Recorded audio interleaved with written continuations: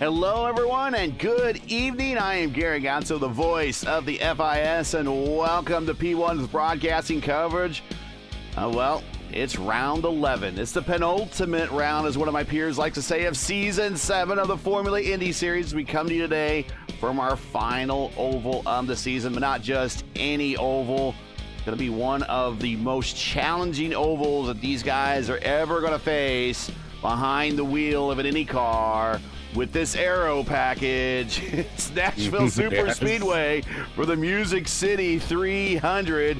And, Stephen Larkamp joining me in the booth. We've been kind of talking about it into the pre-race.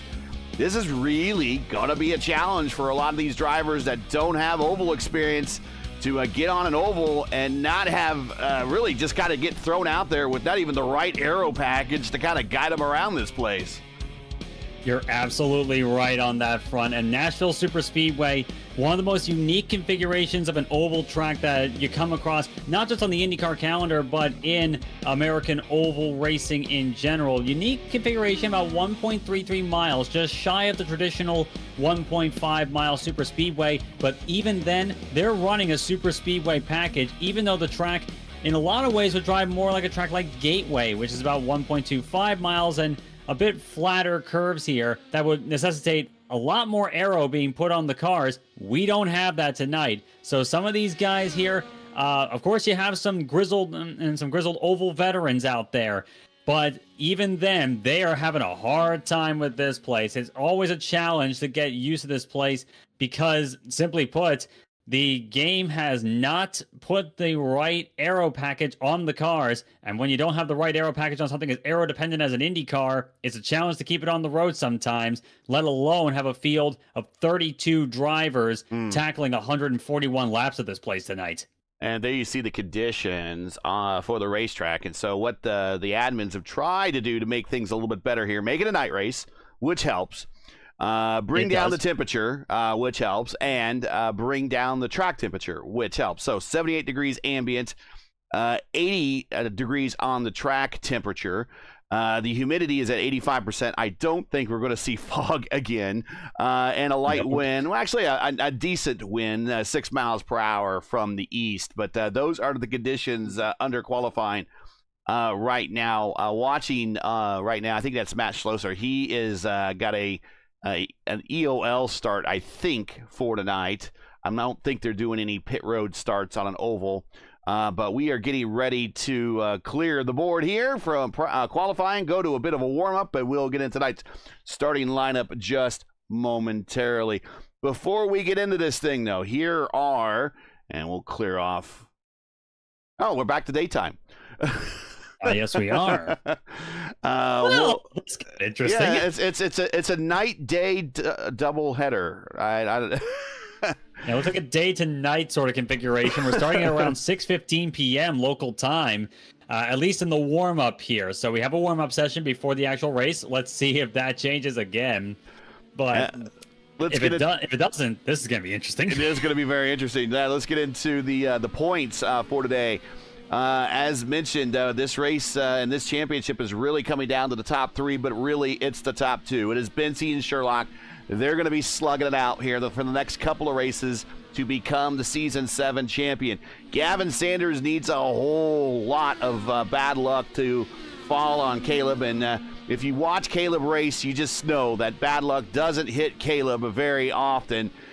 He does have the luck of the Irish, and I don't even know if he's Irish at all, but definitely has the luck of the Irish on his side on a lot of these races, and we've seen it before. So he is in the catbird seat with a 387 to 358 lead over Sherlock. Sanders, a distance 309. Tanner back and forth and pretty much has that locked in all by himself at 229, but a pretty spirited battle from fifth on back. Wang, Kidda, Schlosser, Spath, Solwedge, and Bonimi. Your amateur points leader is in 10th here in the Drivers' Championship. Moving on to the amateur points, there is, Bonimi is not. Tommy Raval is your points leader in the Amateur Championship. He and Kyle Allen are going to shoot it out here to the end. Cody Claiborne in the fish car. He is a distant third. Then we got Rutherford, Herman, Miglin. The other Rutherford, Cook, Ogden, and Du Bois. And again, if you're a amateur competitor and you have not participated in the last couple of races, I don't think we've seen Eric Du Bois for a couple of weeks. If you can get in for a couple of races, you might just shoot up into the top 10 really easily. But a lot of the amateurs decided this is not the season they want to play with. And so they, again, a kind of a weird disparity of points there. But that is your amateur points. Now your team points coming into today. As we check the time here, we got plenty of time here. Stowe Maroon, Eclipse Competition Dynasty, your top 3. Eclipse Blue, PBR. Vision 1, TWR SJ, Olaf Gemini, TWR Gold, and Hoosier Fish are your top 10. And with that said, I think we should turn it over to Stevie Larkamp to get in today's starting lineup. 32 cars going at it here at Nashville. Big field for such a small track, and on the pole, the championship leader, Caleb Bensi, doing everything he needed to do. The only driver to get below a 22.8. He's going to start off on the pole in the number 21 machine, looking to cement his championship lead tonight. He'll be alongside, look at this, Kostek Solwich. What a great qualifying run for him. The 222 machine will start from the front row. Then back behind them is two ostensibly championship contenders, Tanner DeFabis, Titus Sherlock. And Sherlock particularly is the driver that needs to get everything down pat to fight Caleb Bensi for this championship here tonight. This race is going to be absolutely crucial for Titus. Griffin Yellen, another one of Titus' teammates, is going to start 5th alongside Gavin Sanders, 3rd in points. So Gavin has got a lot of work to do as well. Takeshi Kida, another very good qualifying run for him. He's going to start off 7th alongside Drew White, another good qualifying run. The 95 machine will start 8th. Justin DiBenedetto in what seems to be his series debut, starting off 9th. Very good run for the 96 machine. He'll be alongside Tommy Raval in the number 5, rounding out your top 10. Row 6 is going to be Michael Costello and Cody Claiborne. Row 7, Zach Pham and G3 Argios. Row 8 is going to be Dan Miglin and Brian Labarge. Row number 9, Nick Goyette and Hunter Engrav. Row number 10, Nate Siefker. Bit of a struggle for him tonight. He'll be alongside Joshua Rutherford, rounding out your top 20. Row 11, Matt Johnston and James Watson. Row number 12, Tristan Moss and Kyle Allen. Row 13, Kyle Mundell and Sebastian Gianni. Row 14, Joey Selmetz and JJ Wang. Row 15, Gabriel Aslan and Corey Rutherford. And the final row of the grid, row 16, 2 drivers that didn't post qualifying times because they have penalties to start from the back, Connor Nixon and Matt Schlosser. Schlosser had a good run last time out of VIR. Let's see if he can make up a lot of time. He also had a good run of the last oval we went on at Milwaukee. At Milwaukee, that's correct. And checkered flag flies on the warm-up. We'll have one parade lap, of course, and send them off for 141 laps of Nashville Superspeedway. A very unique track that's made even more unique by the fact that the cars are not running the aero package that by every right they should be. This is the first time that this series has ever raced on a concrete track. Or at least concrete oval for sure. They might have driven on concrete in terms of, I believe, I take that back, Sebring and stuff like that. But in terms of a concrete oval, yeah.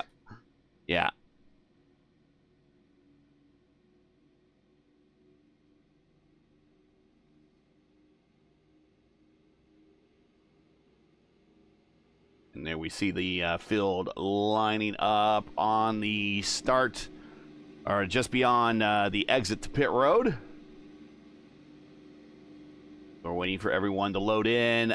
This is a fixed setup race, a setup provided by the league. This is a 1.33 mile D-shaped concrete oval. Tonight we're doing 141 laps, which is 187.53 race miles, which is 300K, and that's where we're getting the 300K for tonight. No fast repair. They don't have to worry about changing tire compounds on an oval this week. Nope. The only thing different, and you'll see them using it right here, is the use of the pit access roads.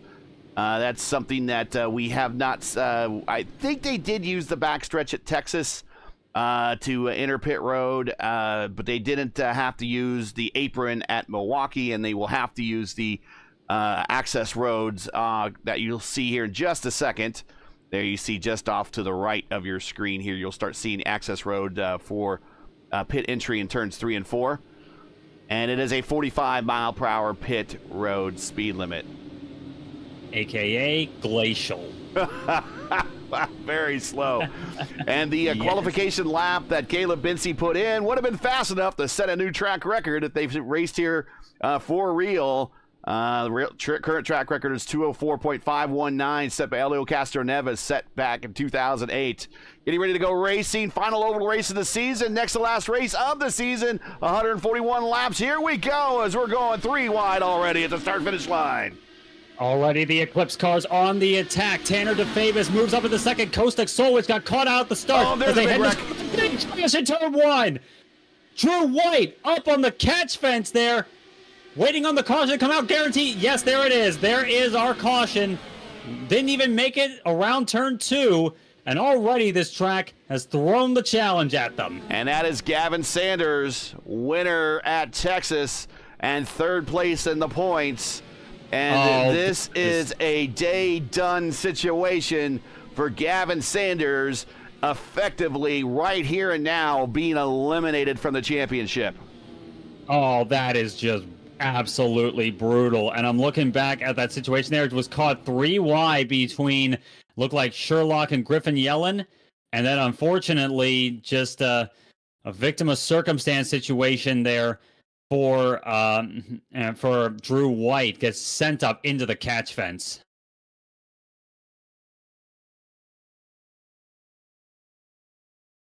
And there you see it, just a little bit of netcode contact to the inside. We'll reset that here.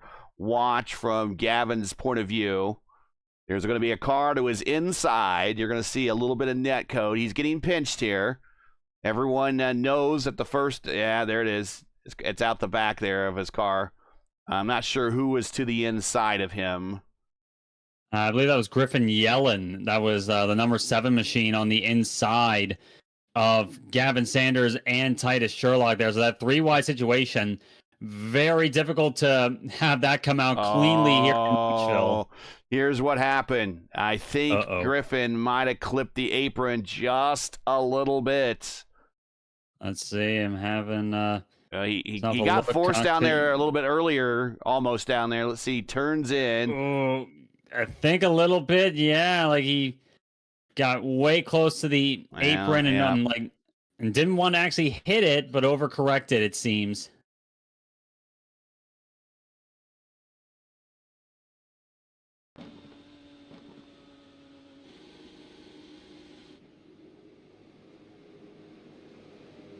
So Rutherford and Wang come to pit road to go ahead and top off the tanks.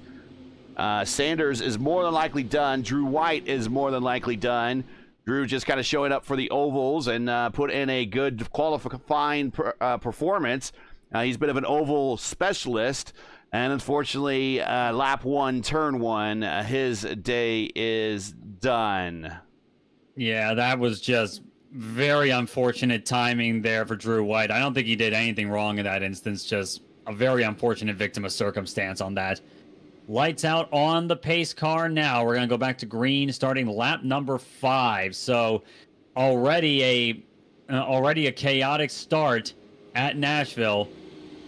Bensi still leads. Tanner DeFavis, Kostek Solwich still hanging around in 3rd. Griffin Yellen up to 4th after all that transpired. Takeshi Kida in 5th ahead of Titus Sherlock. And we got G3 Argios. He is up 4 spots, along with Matt Johnson up 4 spots. Kyle Mundell up 4 spots. Sebastian Gianni also up 4 spots. So a lot of people, fast moves in those opening laps. And that's what you have to do here at Nashville. If you cannot get your pass done in the first 5 laps after a restart or with fresh tires at the start of a race, you're in single file line and you just kind of wait for the guy in front of you to make a mistake. Here we go. Getting up against the wall is Caleb. We're coming to green flag this time by, as mentioned, lap 5 coming up. The field kind of spread out. Oh, they're accordion back in the back a little bit. Yeah, they were. Caleb Bensi got a good jump on everyone leading into turn one. Tanner DeFavis trying to run him down. But meanwhile, a little bit further back, I'm seeing Michael Costello on the move, gaining a couple of spots there over Justin DiBenedetto, and already a good scrap going on a little bit further back through the field. But it's Bensi down and away. We finally complete a lap under green.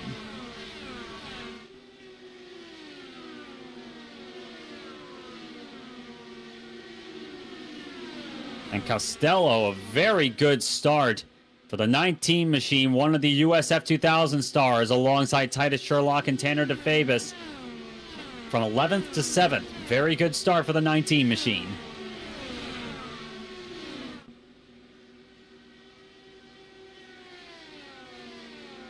Caleb setting fast laps at the point with clear racetrack in front of him. Already about 0.8 of a second. Yeah, over he's pulling away, and he has quite a bit of experience here. The Lionheart Series, and you were part of that race, Stevie. Yes, I was. When the Lionheart Series came here in 2022, and Caleb finished on the podium in that race. And I remember, again, having my story about spotting for him is we started third and finished third. We didn't pass a single soul that entire race. Yeah, I think Caleb's looking to repeat that, except 2 positions up this time. And already off to a good start of it, coming across the line, completing lap number 9, and already 1.1 seconds between him and Tanner DeFavis. So it's already a very good start for the 21 machine. Exactly what he needs to stamp his authority on this championship fight going into the season finale at Road Atlanta.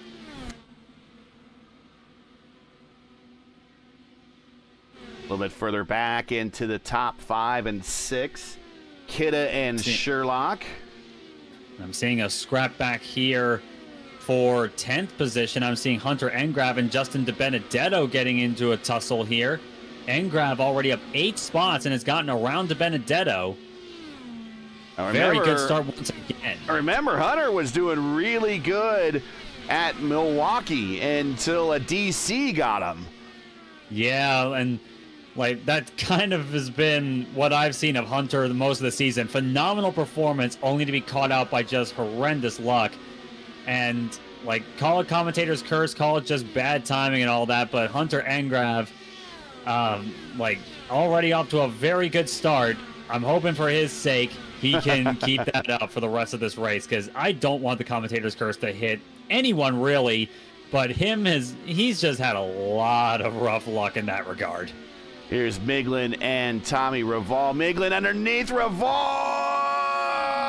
Wow. Oh, Dan Miglin trying to hold it on the low side there. That high side seems to be a pretty ideal one. You get a lot of momentum off a corner exit with this aero package here, and Tommy Reval trying to use that to his benefit. I was looking a little bit further back to the field, and the same was holding true in the fight between Cody Claiborne and G3 Argios in the battle for 12th. Claiborne trying to get the run on him. Oh my goodness, nearly clipped Argios. Almost got sent in the wall, but gathers it up. And here comes Zach Fromm looking to the inside. Nate Siefker on the inside of Seb Gianni. Ooh, they got tied off of 4. Oh, yeah. Siefker trying to work his way up from an EOL penalty given to him at the start of this race. And that is going to put him up into 21st position around Sebastian Gianni. It's been a somewhat productive start so far for Gianni. He started 26th, currently running 22nd. I imagine Gianni, not one of the more experienced drivers when it comes to oval competition, and learning the ropes the hard way on one of the trickiest tracks to learn it. And now under pressure from the likes of Kyle Allen and Joey Selmans in the process. Here's Connor Nixon. He had to start for pit road. A lot of smoke on the backstretch. Not sure what happened.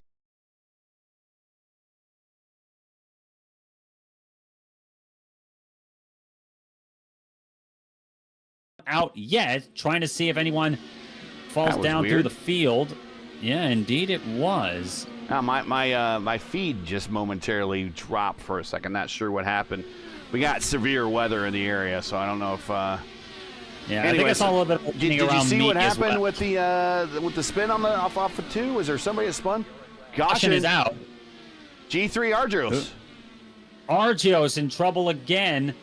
Gathers it up here on the front straightaway. Looks like he just lose it on his own here, I wonder. Yeah, he goes down through 3 and 4. Doesn't get to the apron. Oh, a little happy car before the corner exits. Catches it. That'll do it. And he does a clean spin and a little bit of landscape work, and he has got it pointed back in the right direction. The only downside, lost a couple positions, but he's under caution and will be able to come to pit road and get a new set of tires. So not all too bad for him, other than just losing those spots. Yep, still being scored in 18th position is G3 Argyros. So that could have been a lot worse for him. He manages to gather it up and still running in the top 20. And we'll see if he comes in. I imagine he probably would, because that definitely does a number on your tires, losing it like that. And I would imagine this place, this situation, everyone coming to pit road, but also, I take that back. I was just also getting ready to say that this place, if there's one track that they will visit this year, track position reigns supreme here. If you have it, you might as well keep it. And that looks like what Caleb and Tanner and most everyone in the top 17 are doing. They're holding on with very firm hands to the positions they've achieved here at the start of this race.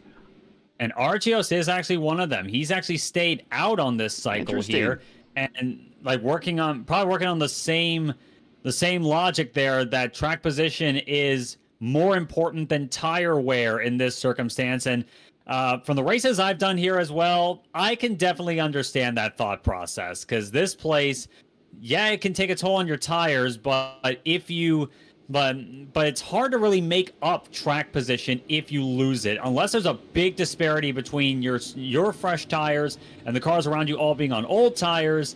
That's going to be hard to surmount at a place like this. So you gotta keep your track position factor in mind.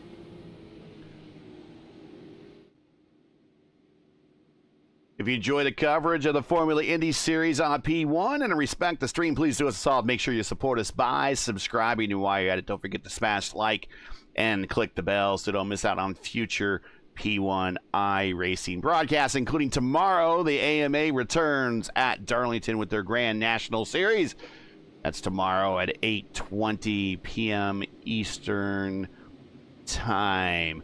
Indy Racing League and IndyCar Series raced here from 2001 to 2008, and as a bit of a surprise, they returned back to the venue last season in 2024 to replace the awful Nashville Street Course meme race as the final race of the season.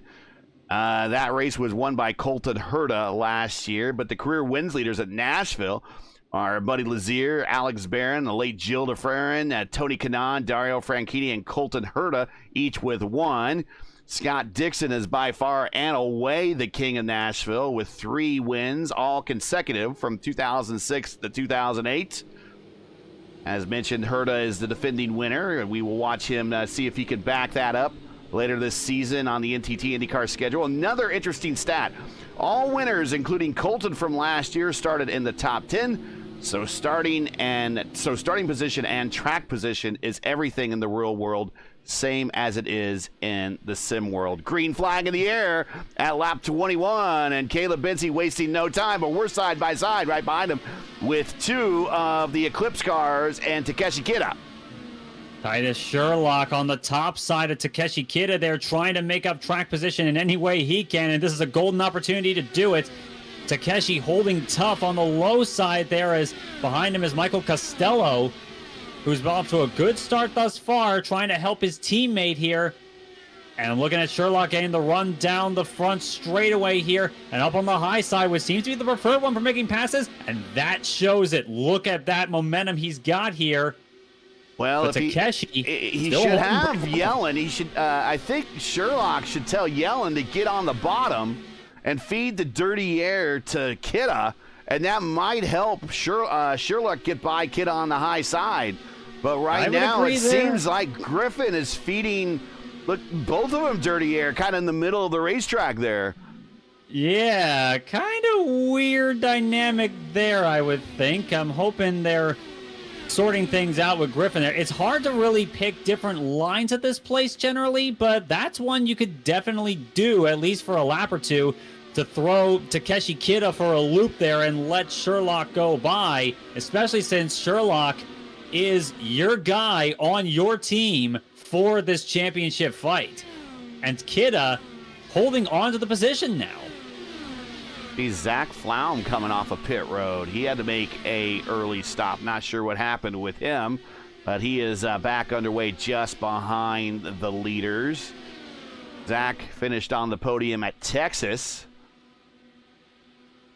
Your top three, Bency, DeFavis, Solwedge, and then Griffin, Yelling, Kidda, and Sherlock. Your top six, Costello, Miglin, Raval, and Justin DiBenedetto.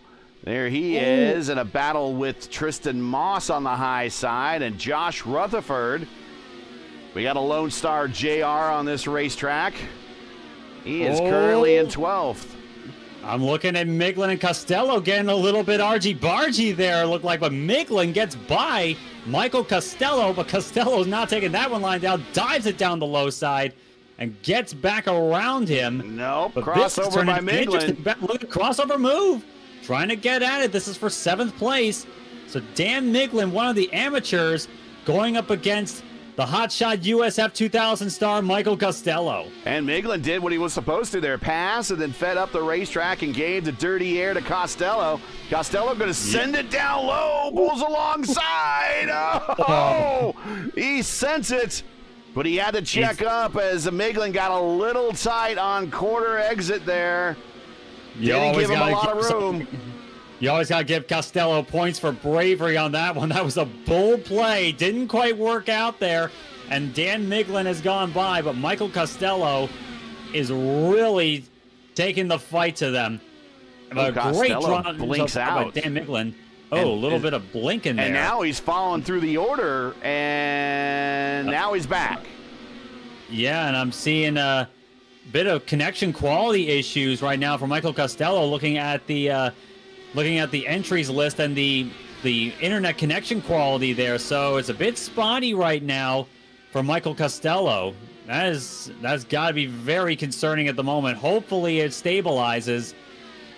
Still holding on to 8th place. There is weather in good chunks of the country happening right now, severe weather. So hopefully he's not being impacted. A lot of, in fact, the entire west, if he's on the west side of Indianapolis, which he might be, because a lot of the racers that live in and around the Indianapolis area kind of do live on the west side. There are storms passing through the west side of Indianapolis right now. They haven't quite got to my neck of the woods yet, but they are minutes away.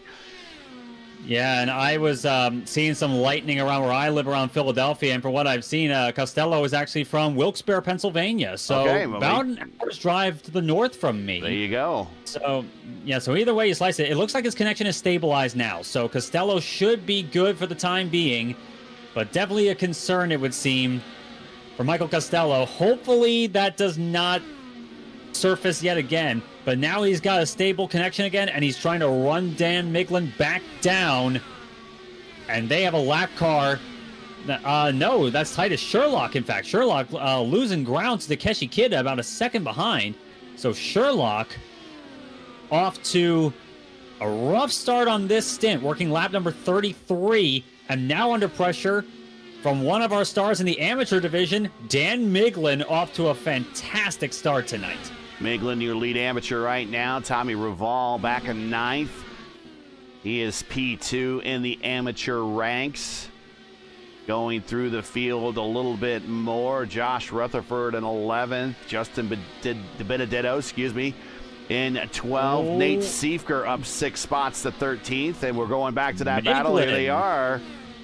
Miglin back, and Miglin up to 6th. He's gotten around Titus Sherlock and pretty efficiently, too. Ooh, we got some smoke coming off of 4. Not sure who's in the grass. Trying to see who that might be. Corey Rutherford. Corey Rutherford in trouble. Oh, and he spins on the access road. Spins on the access road. I don't think that'll bring out a caution. He's not on the racing surface. No, he does not bring out a yellow. But problems for the 555. Corey Rutherford gathers it back up, trying to get himself back on track here. About one lap down to the leaders as it stands. Caution is out. Caution. And big catch. Matt Schlosser. Matt Schlosser is one of them. Who is the other one? Kyle Mundell. Mundell in trouble. Right in front of the leader. Caleb Bensey's got to be anxious about that one. Like, where are these guys going to go? But gathers it up, gets around them. Oh, my goodness. What has happened with these two? All right, so Schlosser is going to have to tow, and there we see him. Looks like... Oh, Schlosser just gets loose, and Goyette goes into it. And just unfortunately, and you're going to watch it here from Mundell's point of view, he just had no place to go. Here we go. Yeah, looking at this from Matt Mundell. I'm here doing it. Yeah, that was just rough. That was always going to be rough for Kyle Mundell in that situation. Gathers it up back on the pit road here. Front wing is gone on that 06 up on the jacks as everyone coming on to pit road, except I'm seeing Caleb has come in. He is in his box now. DeFabis, Solwich, and Sherlock have all stayed out.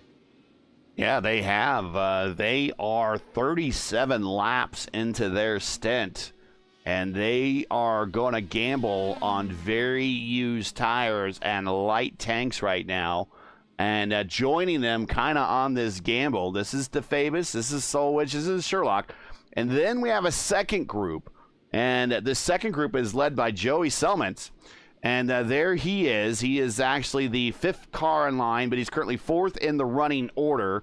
That is Zach Flaum behind him. Zach was kind of hoping he maybe possibly get a waiver around here, get one of those laps back. But unfortunately, those guys are going to stay out in front of him. But Joey, he pitted on lap 19 along with Matt Johnston. They have decided to stay out and go long. They are 19 laps into their stint. And then behind them is when, there you see, there's Caleb Bensey right there. There you see the group that all came to pit road from sixth, pretty much all the way back through the rest of the field. They all came to pit road. So we got three competing strategies right now. We have the guys that stayed out long. We have the guys that stopped early. And then we have the guys that are kind of in the middle.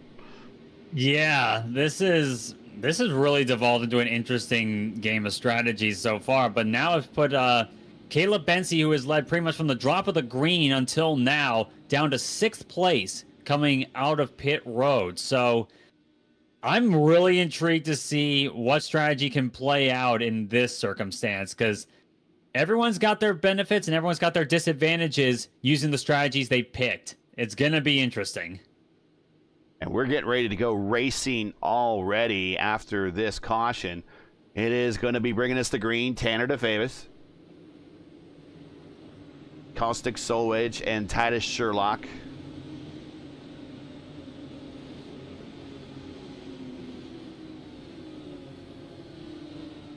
Tanner led off this season with the win at Fuji.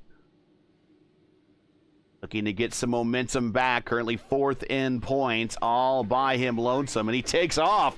And he's all by him lonesome one more time in the lead as he pulls away from Caustic Solwich and Titus Sherlock, as I'm starting to see lightning outside my window now. Oh, boy. And Tanner DeFavis took off like lightning there at the start of this race. Caustic Solwich under pressure from Titus Sherlock. Joey Selman still in fourth, but I'm keeping an eye on Caleb G3 Bensey. Argeros coming to pit road to answer a black flag. Almost spins out. Oh, caution is out again. What has happened here? Griffin Yellen on the main straight as we have all sorts of landscaping going on. And a broken front suspension. Watson. Oh, that was a... Oh, no. Was that... Oh my goodness. That's Michael Costello with the meatball. So 2 Eclipse cars making heavy contact. And that was also almost getting Dan Middleton. All 3. Sorry to cut you off. 3 Eclipse cars all meeting at the point of contact. So Miglin, that's Griffin Yellen to the top side. Yellen has the roll out of it. His teammate comes into him, and then another Eclipse car. Oh my goodness. So, yeah, that was the that was Tristan Moss was the 3rd Eclipse car involved in that one. So that was towards the back of the top 10. And absolute chaos for Team Eclipse, and it's cost them a couple of their drivers. Thankfully, for them at least, their main driver for this championship fight, Titus Sherlock, still up in 3rd place and holding it comfortably. But absolute calamity for the rest of the squad. And that was kind of bad news, good news for G3 as he was answering the call to pit road, and I don't think he might have made it into the pit road before they closed it, but we're back under caution. Black flag is still showing for Argios. So he may have gotten caught out by that. And he's having to let cars go on the front straightaway, so that could be a drop to end of line penalty. So the situation that was already bad enough with a black flag just went from bad to worse. That's Corey Rutherford getting the Lucky Dog wave around. We do have the Lucky Dog on the ovals here. And he is now the last car on the lead lap in 23rd position. Cody Claiborne coming off of pit road. He made a scheduled stop here to top off and get a new set of tires. Again, no tire limits, so smoke them if you got them. And might as well come to pit road and throw on a new set.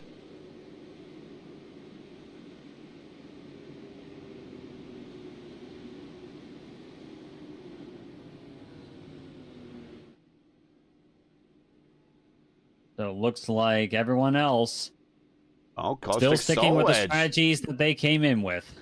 Kostic, no, he bails on it. Oh, he did. Yeah, Kostek coming down on the pit road. Sacrificing 2nd place here and going to be dropping to the back of the field doing this. So with 100% fuel tanks, which they're at, they should get in the neighborhood of about 50 laps here. So that would get them to 190, and then that might, or excuse me, a 90-ish, somewhere in there, 95, 94, 95, and then that might be his last stop. It'll be really, really close. So maybe he's trying to do this in 2 more, but he's going to have to really conserve. But easier time to do it in the back, but he's giving up a lot of track position right now. So still on the original strategy is DeFabus and Sherlock 1st and 2nd, coming the green flag this time by.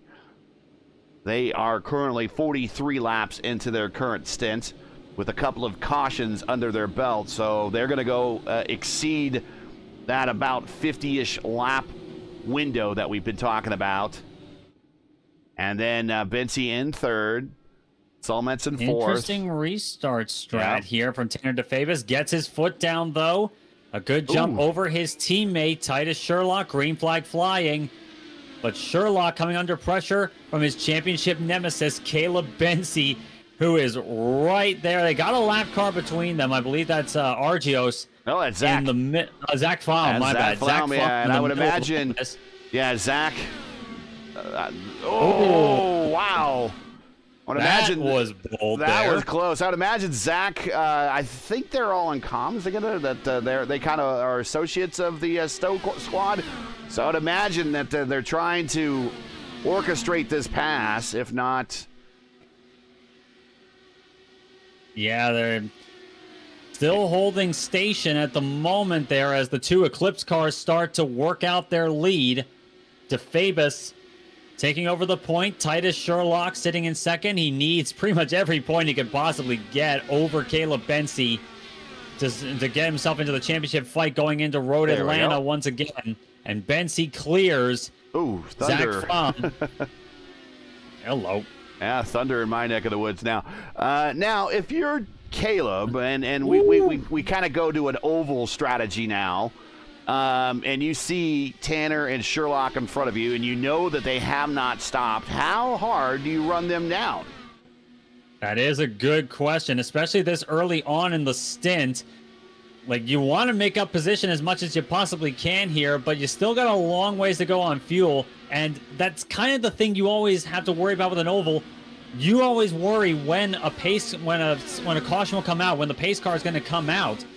So it's pretty. I imagine at this point, Bensi is going to be playing a fuel strategy game here, trying to maximize how much fuel he can possibly get, and play to his advantage towards the end of the race. And I mean, as Bobby Rahal would say, like, for a 500-mile race, you cruise the first 450 miles and sprint that last 50. We're not running a 500-miler here tonight, but that same logic does still apply in the modern day and at a track like Nashville in the iRacing service. You gotta consider long-term gain over short-term pain in this case.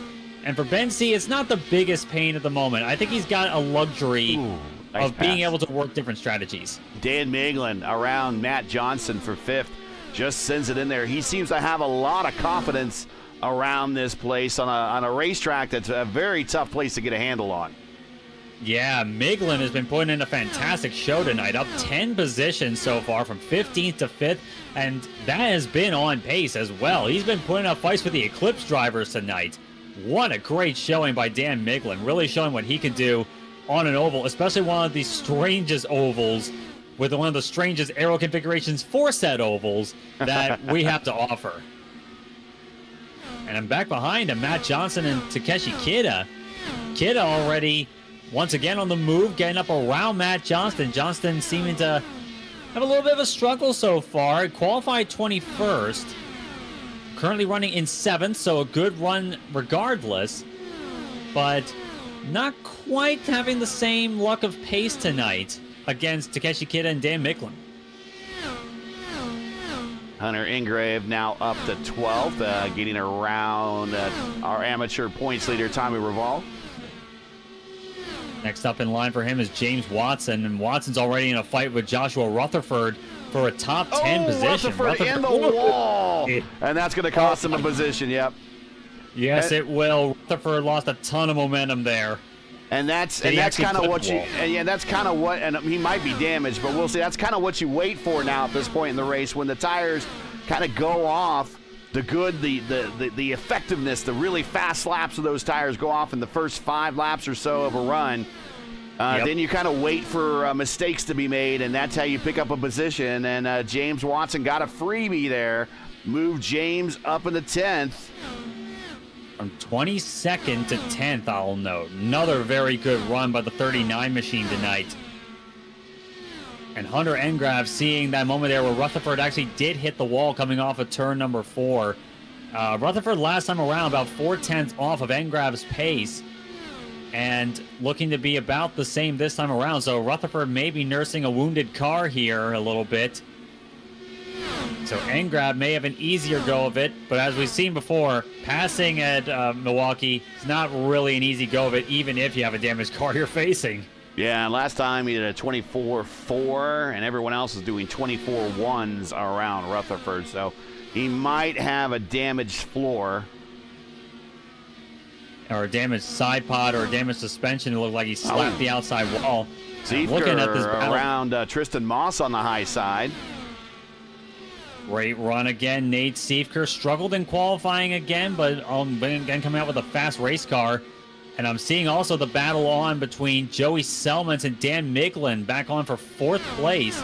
Miglin came very close to Joey Selmans on the last lap. Lost a bit of momentum, it would seem, through 3 and 4. Tried to make a move. Yeah, he just overcooked it a little bit. Got out of the throttle, didn't hit anything. Hunter around Josh Rutherford. So again, kind of lending credence to that might be damaged hypothesis that we were having again. But back up to Miglin and Selmans as Miglin reeling in Joey one more time. Our resident maestro Joey currently in fourth, up 23 positions. But he needs to stop here not too soon. So then Selmans at the moment. So Dan really showing his credentials on a very tricky oval and making really good pace right now. Joey Selmans is seeing that Ford machine getting bigger and bigger and bigger in his rearview mirror and thinking, oh, geez, not you again.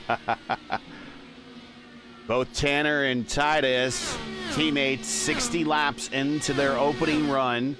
We expect them to come to pit road anytime here in the relative near future. Yep, longer fuel run in this case than may have happened otherwise here with a few cautions that they had to deal with here. You're saving a lot of fuel. Caution's out again! Ooh, right in front of our leaders. Oh, no. Who was that? There was a car stopped in the middle of the track. That was Corey Rutherford, stopped in the middle of the track. Thankfully, did not get hit by any of our leaders, amazingly. Resets the car back on the pit road. What has happened to the 555? He got loose off of 4. And he does some landscaping work here. He can build a racetrack for that yard work he just did as he cuts through. And it's a bit of a optimistic rejoin. Yeah, I think that's a good way of putting it. As he does a little bit of a Duke Boy action as he rejoins the racetrack and then on the apron and just loses it. And watch this. Here come the leaders. Here are your leaders right there. Yeah, that's gotta be terrifying for both DeFavis, Sherlock, and Bency in all those cases. Like that's gotta be they may need a change after the race. But both the leaders are coming in. Bency back to the lead. Oof. And a few more coming as well. Kidda, Johnston, Tristan Moss. So fortunate for them, if they would have had they had to be, if they get onto the podium, I got to ask them how close they were to having to make a pit stop on this stint, because they had to be getting close. And if they came to pit road with the way that you have to come to pit road here under green flag, coming off the backstretch, using the access road, they would have certainly gone down a lap for sure. Absolutely. That would have been interesting. So that really saves them a lot. They now, of course, going to stay on the lead lap. They're going to be on a slightly different schedule, and they're going to get well within the 100s when we get up into a triple figure lap count. For when they make that last stop, they don't have it won't be a full stop. It will be a short stop and a short fill. Yeah, it's going to be like all the strategies at play here have got their interesting facets to them, I think. So DeFavis and Sherlock definitely got to keep an eye on them. We got Bency back in the lead of this race, but with fresh tires and a different strategy at hand, which one will ultimately win the day? It's hard to really say. It can and will change at any given point. If you're just joining us, this is coverage of the Formula Indy Series coming to you from Nashville Superspeedway for the Music City 300K. We've completed now 65 of 141 laps. Thanks for watching. Don't forget to like, share, and subscribe, and click the bell for notifications. The next race for the FIS is next week. Championship Wednesday as we crown our Season 7 champion at Road Atlanta. Coverage starts at 8:20 p.m. Eastern Time right here on P1. Ring the bell, and you'll be notified just before we go live and when we go live. And we appreciate you guys watching and participating in chat. Going green this time by at lap 66 of 141. Not quite to the halfway point yet, but getting there. Still a couple more stops to go for a lot of these drivers. Bency, Joey, Dan, Nate, and James Watson, now your top 5. They will take the green and resume racing as they are well deep into their stints. 27 laps for Benzie, 46 for Joey. Joey's becoming to pit road a lot sooner than later than these guys. He decided to stay out and hold on to that track position. Green flag in the air. Seems so, and Caleb Benzie getting out to the lead he needs. Joey Selman's in second there. He's still got Dan Miglin to contend with. And Josh Rutherford showing a black flag. Uh-oh, Rutherford and Argios also showing black flag. Black flag. Rutherford coming down onto pit road. Oh, contact, and it is Cody Claiborne in the fish car in the wall in turn 4. Oh, my goodness, and look at me. Oh, my. What kind of net code was that? That was with Titus Sherlock, no less. You could park a bus between the gap between those two guys, but iRacing said no and sent Cody Claiborne into the wall. Yeah, we're going to go back and watch this. Here, look here. Look how much room when you see his car react. There's a half a car there. Yeah, and even when he got turned around, he didn't come into Titus Sherlock's car there. What is iRacing servers thinking there? There was nothing really the drivers could have done there. Neither Titus nor Cody Claiborne. Yeah, that was just the iRacing server being inattentive, shall I say, if I'm being polite about it. Yeah, that's a very bad predictive code. But we now will see if anybody is going to come to pit road and try to change the strategy up. Doesn't look like it for now. Might get a few towards the back there. I'm seeing one of them come in. Tristan Moss making his way on the pit road down in 19th position.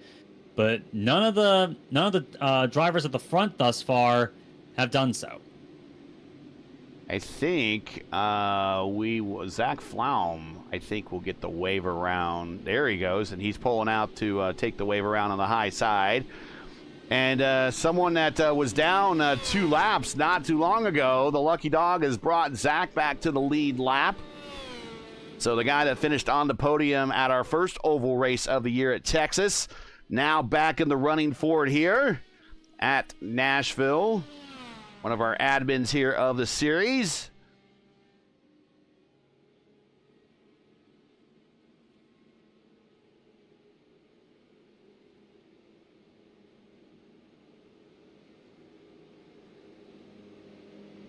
And everyone coasting behind the pace car thus far. About to start lap number 70. Next IndyCar race on the channel will be this Sunday as the penultimate round of the Votive Indy Oval Series will take place at Charlotte. The Votive Indy Oval Series is in a pretty interesting position where they've had 7 races this season already, and 7 different winners. That feat has only happened a handful of times. I believe only 4 times that I can count. Maybe 5 times, actually, in IndyCar history. And that is the 100-plus year history of IndyCar racing, organized IndyCar racing, that the Votive Series has kind of matched that number versus the real world. 7 different races, 7 different winners. Will we get 8 for 8? Well, find out 7:50 p.m. Eastern time on Sunday. If they go 8 for 8... it will be the most in modern history for if it was real IndyCar racing, that is. It would beat the modern IndyCar history record, which is 7, which was in 2014, I believe, 2021, and also in 2000. And the interesting thing about that kart season, or that 2000 season, is there were 7 different winners in kart and 7 different winners in the Indy Racing League at the same time. So that was kind of an interesting thing back in 2000. The ultimate parity year of IndyCar racing, circle it, that was about 2000. But check out the Votive Indy Oval Series. When they go green, just like we're going green right now at lap 71, when they go green at Charlotte, for their round 8. Do we go 8 for 8? Tune in and find out. Green flag in the air, lap 71 here. Bensi, Joey, Selmans, Miglin. And Miglin's going to take a shot on the high side. On the attack already, and he gets it done up into second place. Dan Miglin, beautifully done. Getting around Joey Selmans, and now Selmans has both Nate Seifker and James Watson breathing down his neck. As once again, Bensi trying to reassert the lead of this race, but Miglin has got some good pace underneath him, even against our race leader so far. Let's see if he can catch up to him. He is using that high side, and he is using it very effectively all race long. He seems like he's one of the few drivers that is brave enough to go up there. You look at this racetrack, and you're like, there's plenty of room. This is not a very wide racetrack. No, it is not. And Joey Selmans now back on the attack on the low side of this track. But Caleb goes down and gives Joey a little bit of help, and there's a kind of associative teammate there in Stowe, and Joey slides, then gives a slide job, gets the position back on Dan. Yeah, and Selmans and Bensi playing well as teammates here against Dan Miglin. They want a 1-2 scenario if they could possibly at all get it, and Miglin not really enjoying having to fight against the Stowe boys right now. Settling into third right now, getting a bit close to the wall there, and same with Nate Seifker back there in fourth. A good run right now by Seifker. Okay, I am tornado warned. Uh-oh. That's not portentous at all. We'll keep an ear open here. Indeed so, and I'm looking a little bit back at our other championship contender, Titus Sherlock. He's under pressure from Hunter Engrav back in 12th position so far. I'm trying to put the pressure on Brian Labarge for 11th. He's going to go down to the low side of the track. Try and get a move done. Labarge holds on that high line for the time being, getting really close to the wall on the exit of turn 2. And that's leaving the opportunity there for Engrav to take it back on the low side.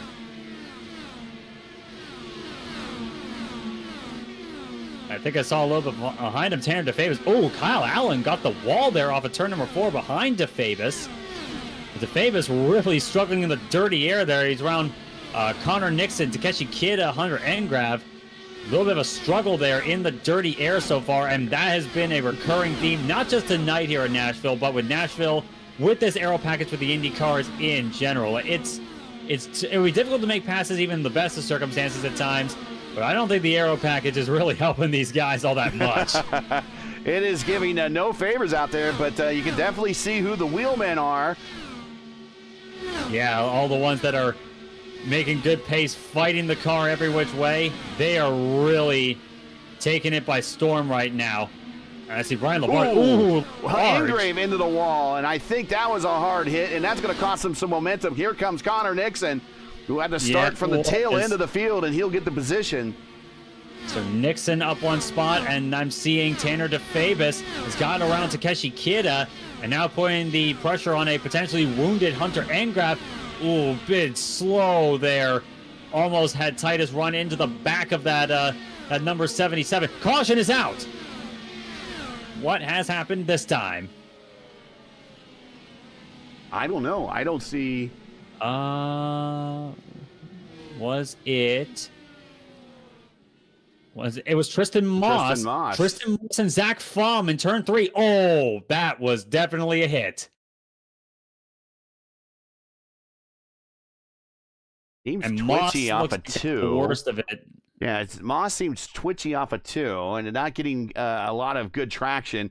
And then to the inside, there was contact. Tristan, light contact. I don't know if he's that left front is damaged or not. But we are back under caution, and that is really going to work into Joey Selman's favors. Now he can come to pit road.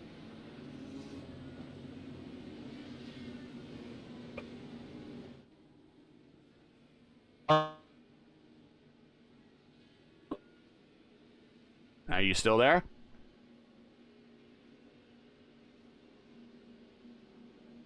And I think I might have just lost my my co-commentator.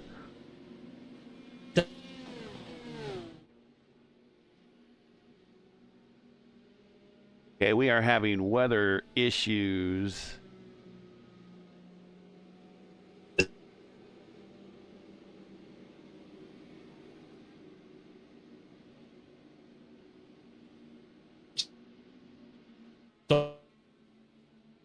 Yeah, you're breaking up, Stevie. I don't know if you can hear me.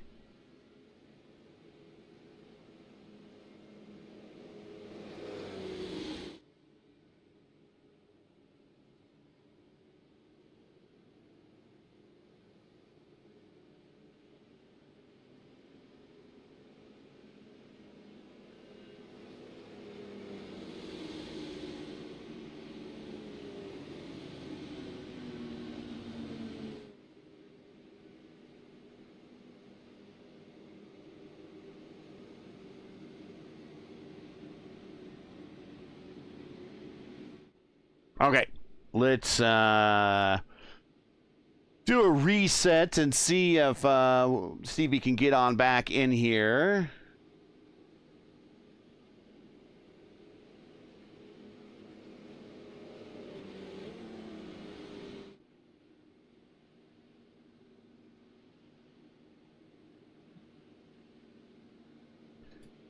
We're at lap 83 of 141. There you are. So, There you go. There you're back. Nate Seifer is I don't think I heard him for much on that broadcast there, dude. Yeah, you were. I think I've been streaming. I was watching on a test machine I have, and I was still seeing a signal. So, not sure what's going on, but we are getting ready to go back to green here at lap 83, getting ready to reset the field for everybody. Nate Seifer is your leader now, up 18 spots. Caleb Bency is in second. He just came off of pit road, as well as Dan Miglin. Joey Selmans, he is a big beneficiary of this, as he needed to come to pit road probably not too far in the future. And James Watson, 5th. The Benedetto, 6th. Sherlock, 7th. Solwedge, 8th. Raval, 9th. And J.J. Wang has snuck up into the top 10, excuse me. He fills in that 10th spot. And Connor Nixon up 20 spots in 11th. Coming to green this time by Nate Seifer with extremely old tires compared to what the leaders have. 46-2 at this point. Yeah, he is going to have to hold them off hard at the moment as Nate Seifer to get the track position he so desires, but he's leading the race, leading laps at the moment. But Caleb Bency hot on his heels, and Dan Miglin in 3rd place now, getting around Joey Selmans. So this has turned into an interesting fight yet again. Titus Sherlock, I'm also seeing, has made some moves as well, gotten around Justin DiBenedetto, and also Kostek Solwich has gotten around DiBenedetto, getting up into 7th place. So Titus Sherlock on the hunt once more, trying to stay in this championship fight. And Miglin, once again, as confident as ever, catching right up to the gearbox of our championship leader, Caleb Bency. What a run tonight for the 4. He has been working that high line for basically this entire race. He's got a lot of confidence up there. Oh, yeah. Like, no doubt about that. And it's been working out beautifully for him so far. In a racetrack that's tough to pass. Yeah, in a racetrack that's tough to pass at, he has really been doing his passing the hard way. The passing here the easy way is passing when people are on pit road. And we're on caution again, and it's Gianni, Seb Gianni, who and Kyle Allen looks like was another one. Does not look in good shape. No, indeed not. Sebastian Gianni.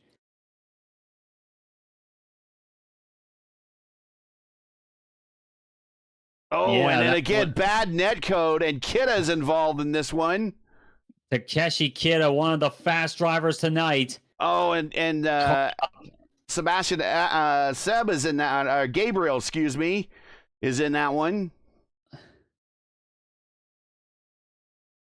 So quite a few drivers caught up in all of this. Kyle Allen looks like he went to the apron and escaped on pit road and missed this. I think he just barely got away with that. Look at, I mean, if he's lucky that pace car isn't a solid object.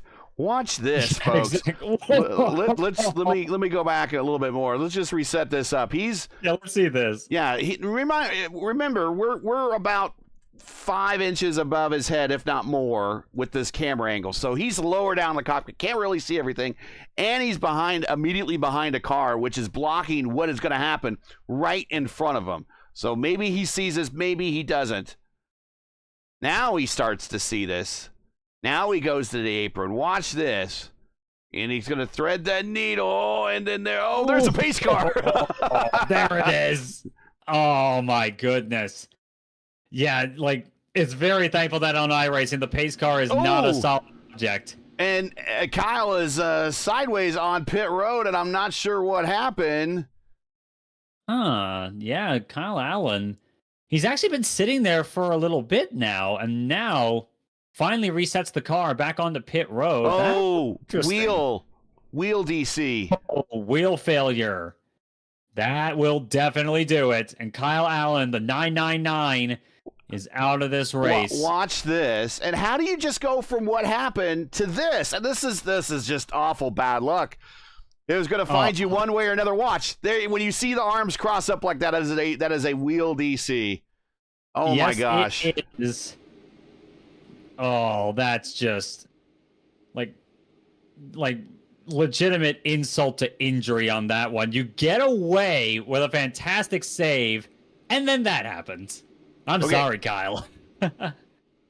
In the event that I should drop for weather reasons, we will not be rejoining the stream. So if we do drop, that's going to be it for the stream. So hopefully we're not going to drop. But hopefully I'm just letting people know that if we leave everything mid-voice, that's more likely what the problem is, and then getting and rejoining is going to be a bit of a struggle currently with when you have a power failure and an abnormal shutdown of your computer. It always takes longer and everything to come back up. So we're not going to resume, unfortunately.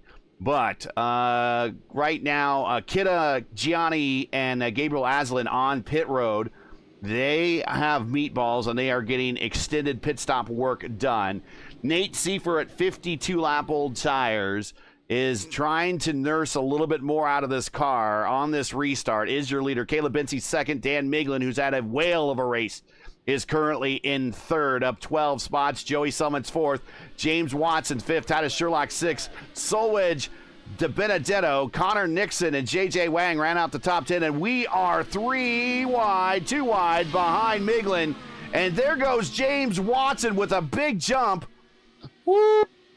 Beautifully done, James Watson. That was at least another spot gain. That was against Joey Selmans, and already it's turned into a bit of a hornet's nest so far behind Dan Miglin. This battle for fourth really heated up quick. And Kostek Solwich I'm seeing on the inside of Titus Sherlock. Titus does not want to see more position slip away at this point. Working that high line is Titus, trying to do the things that Miglin's been doing all night. Having a peak down low. This is for sixth place. And really, any spot he can. Little bit of neck code there, but both of them managed to get away with it this time. Kostek Solwich had some sparks coming off the car. He's still going. Titus Sherlock still going. Connor Nixon sees that and thinking, okay, maybe some opportunities at hand here, I think. But Titus Sherlock cannot really afford a scare like that at this stage. Currently 17 cars still running. 16 on the lead lap.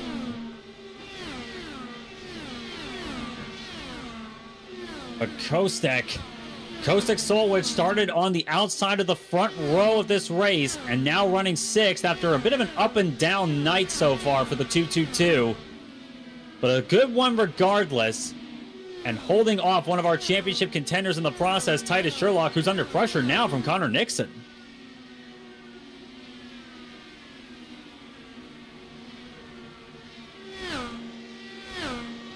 Everyone's starting to get themselves into a rhythm so far. Seifker about just over a second lead now over Caleb Benzie. Of course, he has to pit relatively soon.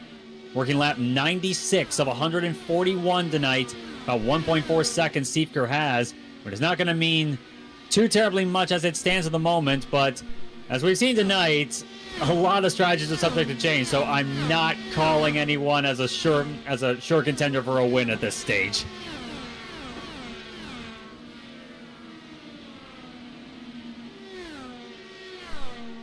And Sherlock, again, trying to get momentum back up to Kostek, but Kostek has really been putting in some great laps, and Sherlock seems to be getting really close to that wall there, and it's showing some sparks on my display, but it's not touching the wall. So, it's not too big of a, not too much latency I'm seeing on Titus's connection end, so that is all very interesting. So supposedly there is a tornado on the ground just south of me. Uh-oh. Any, like, not much detail other than that as it stands? No, just south of me, which is, as long as I'm not northeast of the location of where the tornado is, I'm fine, because that's kind of how they travel. But, yeah, they are south of me, so I'm hearing it's in the Carmel area going up toward Noblesville. Oh, boy. Caution is out. What was it? Who is in trouble this go around? Nate Seifker? Nate Seifker? Seifker's around! Seifker's around on the front straightaway. He lost it on his own. Oh my goodness. He didn't hit anything, thankfully. And no one else hit him. Yeah, those are really worn tires now. Oh, yes, absolutely. Yeah, I think coming in would be a good idea at this point, Nate. But this might be a final stop for him now. Could be. And I think it's going to be a final stop for everybody. I don't see everybody sitting this one out. So I don't think so either. It'd be kind of nuts if they did.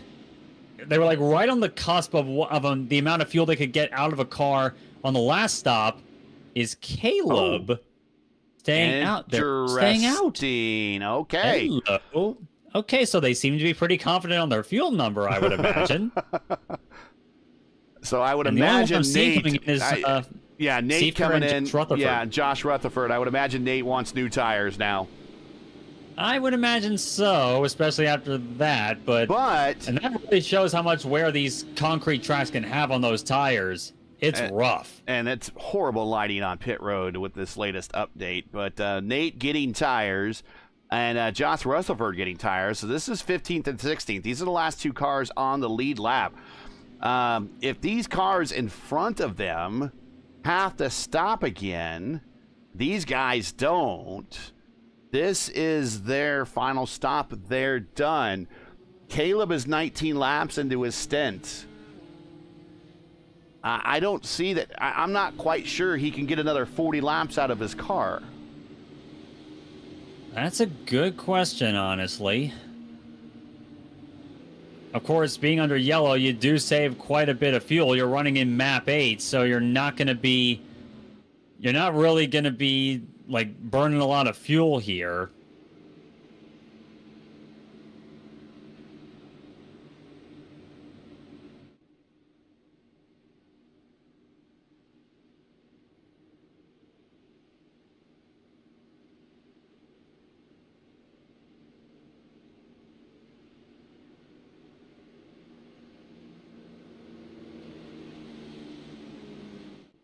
Okay.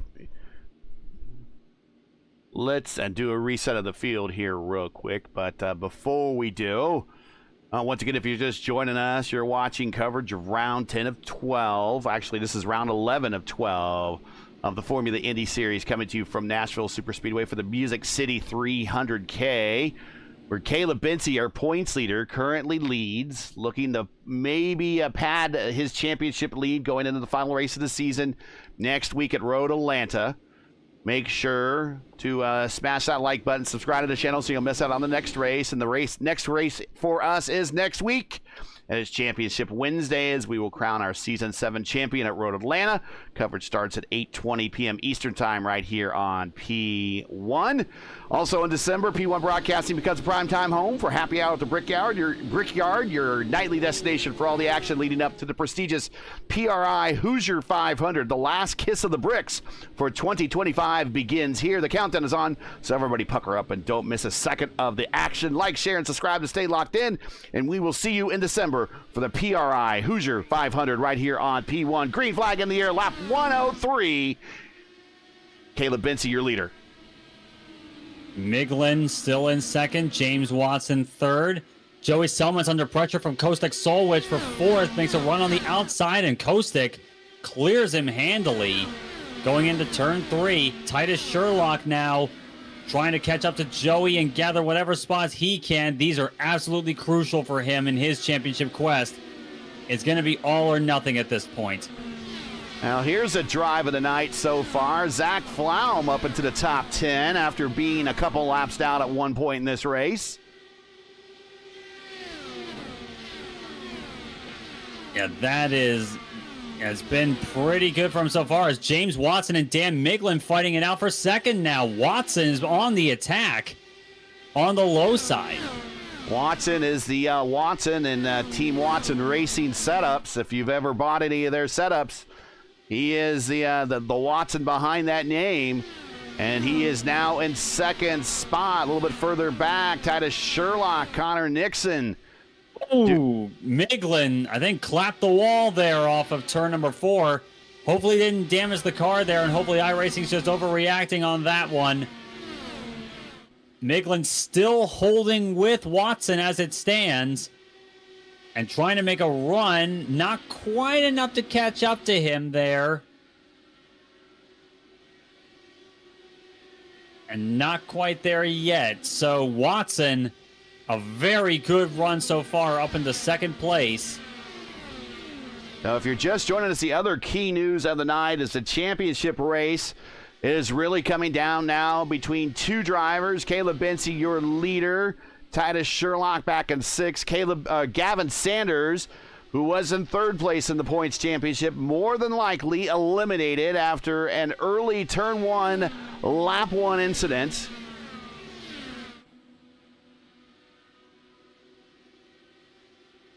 And Sherlock fighting tooth and nail at this point to hold off Connor Nixon at this point for 7th, and they'll go back into 7th right now. Oh, Connor! Oh, Connor! Did you see the sparks fly? I did, and that is scary. That Connor is Nixon. Fireworks. Oh yeah, Connor Nixon though taking that one to heart and really running away right now. And now Sherlock's under pressure from his teammate Tanner DeFabis. DeFabis not quite enough to get up alongside him just yet, but this is the situation that Titus is absolutely dreading right now. This is not what he wants or needs. Well, I would imagine team orders might keep Sherlock in front of DeFabis, just because DeFabis is probably locked in the 4th place in the championship, and Connor Nixon sideways in the wall. Big time net code. Oh my God. And that is Brian LaBarge into it. LaBarge. Oh, Connor Nixon. He's got to be fuming at that one. That was brutal neck code on that one. Not quite as brutal as the one we saw before, but Connor Nixon has got to be furious at that one. We'll watch here from Brian LaBarge's point of view as he comes into the zone, and where do I go? And, well, as the knight said in Indiana Jones and the Last Crusade, he chose poorly. Indeed he did. As everyone... And Sherlock... What has happened to... Oh, no. Incident limit? Titus. Incident limit. He's been disqualified. Wow. Oh my goodness. Titus Sherlock, second in the points. Day done. DQ'd on incident points at the end of this race. Same thing with Joshua Rutherford. He got DQ'd due to too many incident points, so he is done. And here comes Dan Miglin. He's going to make the gamble to pit road as the number of lead lap cars gets smaller and smaller. In fact, the number of race cars on the track gets smaller and smaller. We're only down to 13 cars running after 32 started this race. So a lot of attrition. So Dan Miglin leaving the top 3 to come to pit road. Also on pit road with him, Matt Johnston. He's going to go for a new set of tires. And also, looks like J.J. Wang coming to pit road. So these guys are going to gamble on a new set of tires here. They should be good to go with fuel for sure now. These guys, at least. We still question about what these leaders have left in the tank. Bency, Watson, Solwedge, Selmans, DeFabis, they've all been out 31 laps. In fact, everyone back to Zach Flaum. Zach Flaum is up to 7th spot. Wow. Remember, we saw him multiple laps down coming off of pit road from something that happened earlier in the race to him.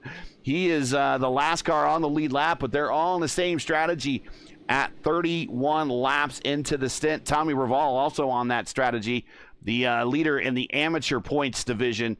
He is currently 9th on the racetrack. So can all these guys at 31 laps get another, I don't know, see, 1-1, math is hard. Hold on, 141. Get another 28 laps out of these tanks at 31 laps into the, it might be possible now at this point. I don't know.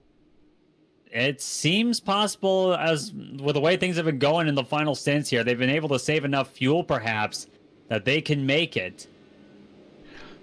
Checking in chat, I am not happy. This is one of the Rutherfords here. I'm not happy. I've not seen restarts this bad since rookie official races.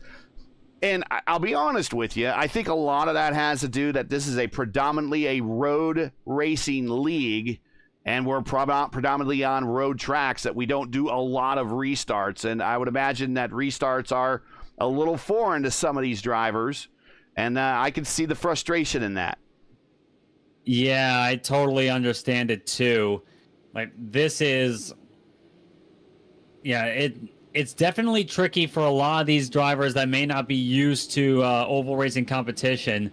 But even then, there's been a lot of aggression on these starts here, largely because, as far as I see, it's the best opportunity to make moves, and sometimes you get overeager, and we've seen that a few times tonight. Well, here we go. We'll be watching from 10th on back. Those are guys that jumped in and got new tires under this caution, but going green with 27 to go.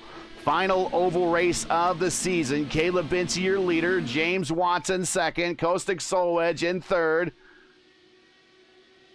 DeFabis and Selmans battling for position. Now DeFabis up into the top 4. Selmans back to 5th. And DiBenedetto now getting a run on the inside of Selmans. He looks like he might pick up that position, and he'll move into the top 5. Justin DiBenedetto quietly efficient tonight as the 96 machine up into 5th place around Joey Selmans. And I'm keeping an eye, of course, on that battle for second now. James Watson and Kostik Solwedge. Kostik has really been catching up to James Watson on this restart. So let's see if he can get himself on the podium. And I'm seeing Tanner DeFabis starting to creep more and more into the frame. But behind him, DiBenedetto leading a train of cars behind him. Joey Selmans, Zach Fromm, Nate Siefker. These guys are all going to be fighting hard at the end of this one, getting whatever spots they can. I'm looking at Siefker now on the high side of Zach Fromm and clears him handily. Great run.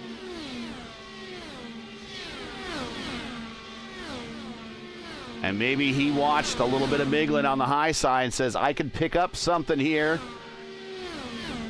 Probably so. Miglin, I should know, back in 9th as it stands. So not a great restart for Dan Miglin, who's been on fire tonight. He's hustling, though. He's hustling. I mean, he was battling with Seifer for a little bit, but again, trying to get on a back of a recovery roll here after getting those tires up to temperature. And speaking of temperature, here are your conditions: 83 ambient, 86 track. So this is not going to be a big degradation race, but still the first 5 laps of the run are still going to be your most effective on these tires. And then after a while, they get up to heat, and it's just concrete tracks, and this type of setup doesn't bode too well. But De Benedetto a little bit further back. Oh, we're going to go 3 wide. Selmans, Miglin, Wang, Flaum, all getting spicy back there. Yeah, and I'm seeing J.J. Wang getting a run on Zach Fromm, and here comes Dan Miglin once again trying to take that fight up on the high line to Joey Selmans. He's been very confident up there all night, and he's got the momentum up alongside the 09 and clears him for the time being. So Dan Miglin up one more up into 7th place, picking off spots wherever he can. Next up in line is going to be Nate Siefker. Let's see if the pace he's had all night still holds at the end of this race. Caleb Bency is your leader. We got 13 cars still running. Everybody still running is on the lead lap at this point.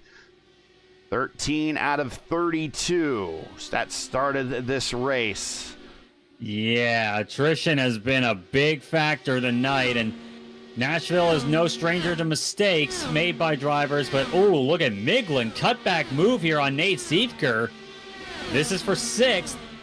Oh, but he's going to get dirty air, and that's it. Exactly what happened. Seifert going to cut to the inside, into the infield. On the pit road, but a busted up race car for Nate Siefker. He is not going to be happy with that one. Miglin still continuing on, possibly with a bit of damage on that Ford machine, but that's a spot gain regardless. Seifert almost came to a stop in his stall. But I'm sure he's not laughing about that, but he's got a black flag anyways for coming on the pit road too fast. Yeah, for unsafe pit entry, no doubt.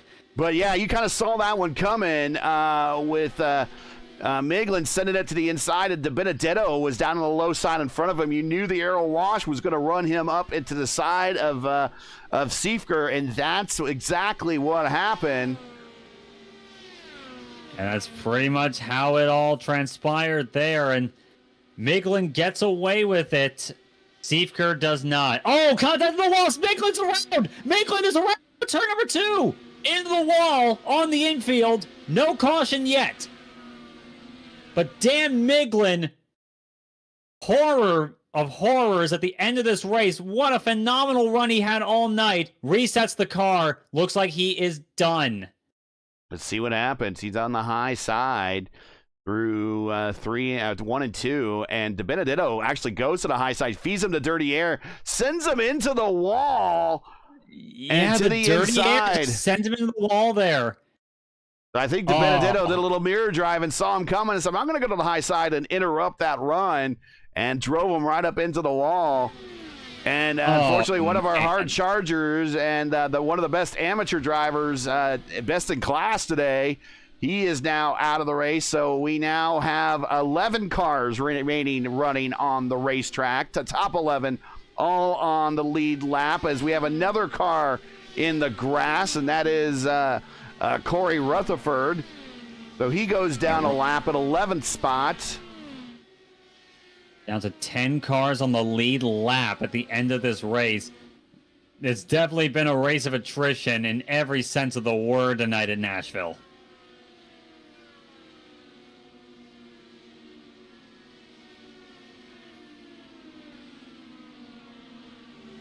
And about the closest battle at this point on the track, I'm seeing J.J. Wang in 8th, trying to run down Zach Fromm for 7th. Joey Selmans leading them as well. So JJ from 28th to 8th, up 20 spots. Good run tonight. Yeah, Watson up 20. Joey Selmans up 21. JJ up 20. Matt Johnston up 12. Even Corey Rutherford, who's down at 11th, one lap down, up 19. A couple of these drivers flipped into drive to survive mode. If you can't have the pace to get up there and race, certainly use that brain of yours and bring the car home. In order to finish first you must finish, right? Well, getting to the finish might actually get you a top 10 tonight. 10 to Looks go like here it. at Nashville, final oval race of the season. Caleb Benzie continues to pull away by 1.7 seconds over James Watson in second, Custin Solwich in third.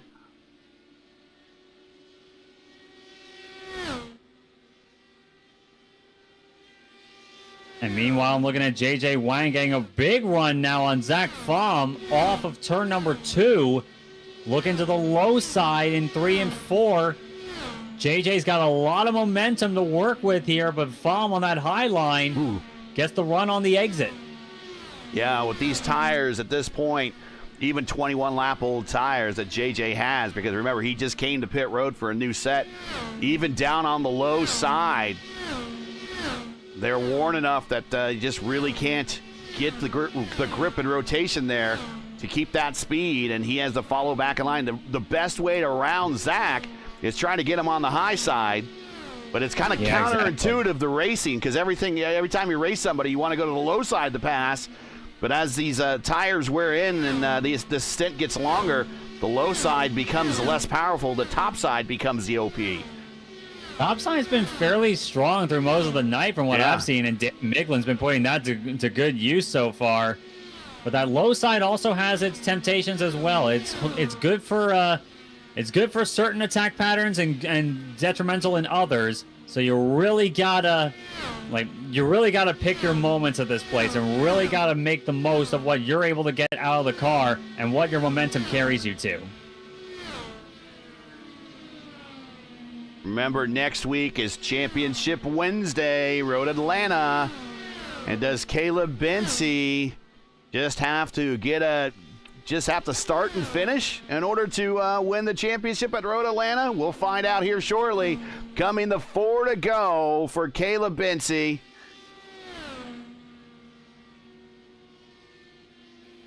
Meanwhile, Wang and Pham side by side off a turn 4. Car in the grass. DiBenedetto's around. Justin DiBenedetto is on the grass on the front straightaway. Did he lose it on his own? I think he did. Yeah, just lost it on his own off of turn 4.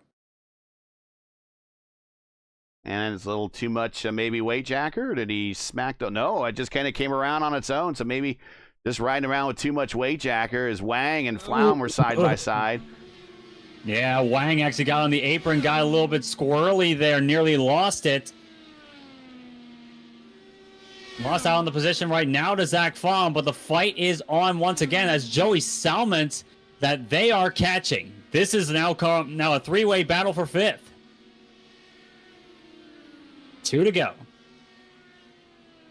He'll get the white flag here. Caleb looking for his 4th win of the season after winning 3 straight in the middle of the season and looking to get another win on an oval. White flag in the air, 1 to go for our points leader.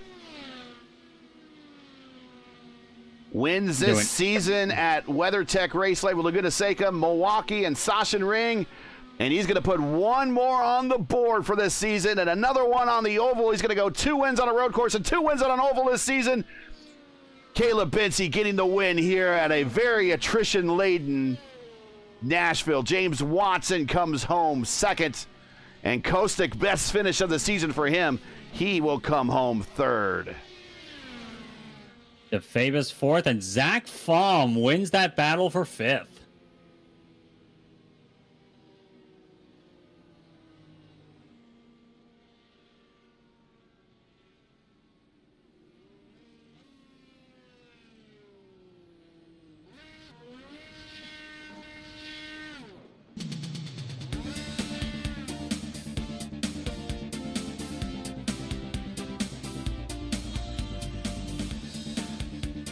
Caleb Benzie, your winner by 2.9 seconds over James Watson. Kostic there in 3rd, Tanner 4th, Zach in 5th. A great recovery run for Zach. Joey in 6th. Good strategy on holding on to all that track position there for Joey. JJ Wang in 7th, Matt Johnson 8th, Tommy in 9th. That's going to help him very much in the Amateur Points Championship. And Justin Benedetto finishes 10th in the grass.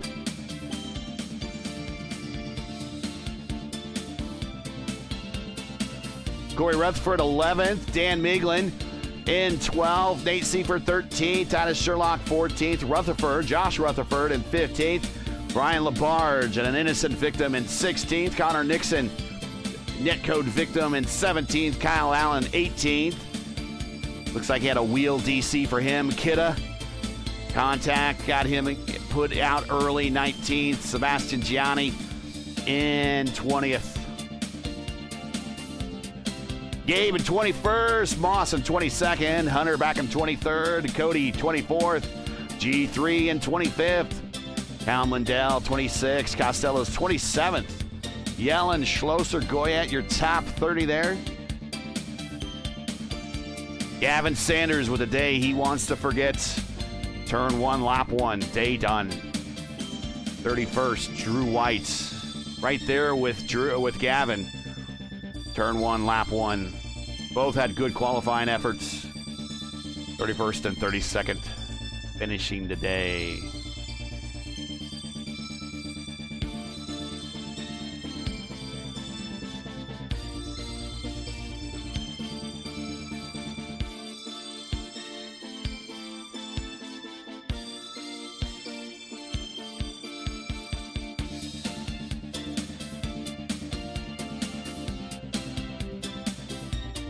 See them starting to arrive.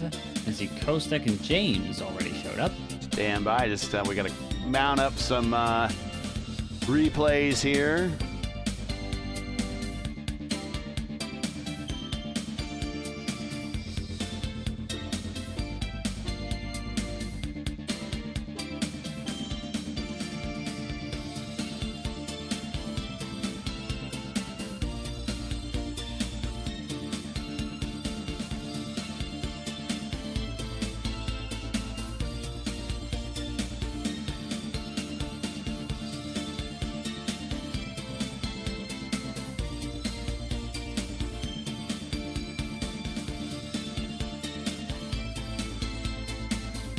And we're watching kind of a replay of the start here.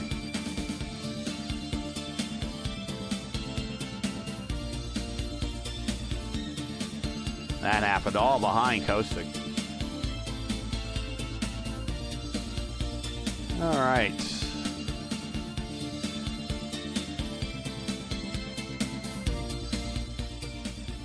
All right, let's get into the interview room here. Get our top 3. And Kostek had a good showing at the last oval race here, so he's taken a liking to these ovals. And we're gonna talk to him about what he likes about these places. So here he is. Joining us in the booth is Kostek, finishing 3rd today, and it seems to us, Kostek, you started the race, you kind of fell back a little bit in the upper mid pack, and kind of found your patience and drove forward and found the bottom step of the podium here at the end. But you really seem to have a lot of pace on these ovals. Talk about the race today and kind of what do you like about these ovals in this car? I hate ovals in this car. Okay. We'll talk about the race then. It's not an easy race out there with this aero package on this track in this car for sure. I mean, everything was bad. Nothing went. No good execution of anything here really. Nothing went good. I'm happy honestly for being third and everything, but yeah, when I was like entering and everything, I was feeling a bit more maybe confident than anybody else and stuff like that. I was really thinking about the fucking winning today, but now I'm like third and stuff. I mean, Caleb did everything that he could to keep the first. He took the clean air in the quali already, so everything just went not in my mind, and yeah. I'm not happy how today went, but I'm very happy for P3 points and all of that. that I was waiting for everything like that, the whole race, the whole season, honestly. Well, Yeah, yeah, go ahead, Stevie. Yeah, and that's one thing I've also noticed with your season so far. You've had a lot of really strong performances, but not quite the results that those performances should have entailed, I would think. Going into the season finale at Road Atlanta, I'm sure that's definitely something you want to change as well on a track that you might actually like. And going into the next season, whenever we have it, I imagine that drive will probably be even greater because as far as I've seen, you definitely have a lot of pace underneath you. You got a lot of ability. It just hasn't been the luck in a lot of regards, except for tonight on a track that it seems like you hate. Yeah. I mean, everything speaks for itself. This season was absolutely not what I was thinking about. It's my first also like season and year in the league and basically in IndyCar too. So the start of the season was bad, but the progress is amazing, and I'm still looking for it. I'm still looking for getting better and all of that stuff. A lot of things happened in the meantime. Everything is going for me good, but this race was not what I was thinking about. Well, we just got the points in, and a good finish bumped you up 2 spots in the points. You're now 6th. You got a good shot with a good finish if you can get a beat out JJ and get a couple positions between you and he next week at Road Atlanta for 5th. So a top 5 finish in the Formula Indy Series, all things considered, with what the drivers kind of bring to this series, being one of the tougher road series is out there for the IR18. Top 5 finish in the league, I think, is something to be pretty proud of. So you got a good shot at that. But before we let you go, best finish of the season, first podium, any shout outs, friends, family, sponsors you want to say hi to before we let you go? Sponsors, any sponsors that are watching, please join me. I'm a good driver. Thanks to Fury for everything that I'm doing here and stuff like that. For every drive that I have with them. Yeah, thanks. All right, well, there he is, Kosik Sowaj, getting the P3 today, best finish of the season. And we will catch you here next week at our final race of the season at Road Atlanta next week. Yep. Yeah. Bye. Man of very few words and not very happy despite finishing 3rd on the podium. Yeah, like kind of shades of Kimi Räikkönen, I would say. And he's got the pace of a Kimi as well, I think. Let's bring up James Watson, and here he is. This is a guy we've known for a very long time and throughout the community. It's been a while since we got a chance to talk to him, and he gets up on the 2nd step today here at Nashville with a pretty good track position strategy and a good drive to survive. Brings his car home 2nd. Congratulations, man. It's good to talk to you again. Talk about your race. Yeah, I was beginning to think podiums didn't exist anymore. This is I'm shocked to be up here. This is incredible. Like with the embarrassment of talent that is in this series, even finishing top 10 is a massive accomplishment, and here I am sitting on the podium. I am just absolutely gobsmacked to be here. This is one of my best drives ever. I just can't believe it. Go ahead, Stevie. Yeah, it was ultimately a very, very good performance at the end of the race, and we had a lot of drivers that really put themselves out there. But we've seen but we've seen some struggles this season on your end. We've seen some successes as well. What do you think has been like overall, especially over the course of the season? What has been like one of the biggest things you and your teammates have learned over the course of the season, and what do you think you could take going into Road Atlanta at the season finale? I learned I need to get a lot gooder on road courses. I've been pretty open and honest that I'm not exactly the best road racer when it comes to this car. That I can have some good results at times in certain tracks, but I just am not good at most cars that are built to be on road courses. But ovals tend to be where I tend to be a lot better. And just kind of out of nowhere in like the last little bit, I've kind of put together some really good oval runs. Like I've always really struggled with being in the dirty air and just not being able to do anything with it. But all of a sudden, in the last couple months, you can even like go back to a couple of the starts I made in the votive Indy series that was broadcast on P1. All of a sudden, I've just kind of started to put some things together, like being able to understand where the edge of grip is, being able to move the car through different lanes, wait to get on the throttle until I have a little more grip, and just all of a sudden I've got way more better and more confident in dirty air, and that really helped early on. I was able to make a few passes myself in the early stages of the race, which was surprising since this track is absolutely not easy to pass on. So being able to do that and make the good strategy calls and just hold my position was huge in getting this result. I was kind of following on Nate's moves strategy wise until the last strategy call, obviously, and it really helped, and following him kind of put me in some really good positions that thankfully I was able to hold on to. Keep saying it. Iron sharpens iron, and we know that you have a ton of starts in these cars, but you can combine that with just a lot of experience. And as iRacing improves on the track code, never mind the horrible net code, but the track code and the tire models, things add up, and all of a sudden the switch kind of gets flipped for you, and you start putting on these big finishes. So just in time for May, for the fixed and open Indy 500s coming up, that you're kind of getting your oval skill set on. And also today, by virtue of finishing second, you finished 6 spots better in the points.